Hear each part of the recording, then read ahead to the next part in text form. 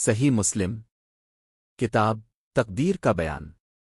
ابو بکر بن ابی شیبہ ابو معاویہ وکی محمد بن عبداللہ بن نمیر حمدانی ابو معاویہ وکی امش زید بن وہب حضرت عبداللہ صلی اللہ علیہ وسلم سے روایت ہے کہ صادق و مصدوق رسول اللہ نے فرمایا تم میں سے ہر ایک کا نطفہ اس کی ماں کے پیٹ میں 40 دن جمع رہتا ہے، پھر اسی میں جمع پھٹکی بنا آئلف ہوا خون اتنی مدت رہتا ہے، پھر اتنی ہی مدت میں گوشت کا لوتھڑا بن جاتا ہے، پھر فرشتہ بھیجا جاتا ہے جو اس میں روح پھونکتا ہے اور اسے 4 کلمات لکھنے کا حکم دیا جاتا ہے، اس کا رزق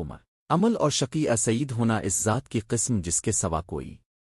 معبود نہیں، بے شک تم میں سے کوئی اہل جنت کے عمل کرتا رہتا ہے یہاں تک کہ اس کے اور جنت کے درمیان ایک ہاتھ کا فاصلہ رہ جاتا ہے، تو اس پر تقدیر کا لکھا ہوا غالب آ جاتا ہے اور وہ اہل جہنم کا سا عمل کر لیتا ہے اور جہنم میں داخل ہو جاتا ہے، اور تم میں سے کوئی اہل جہنم جیسے اعمال کرتا رہتا ہے یہاں تک کہ اس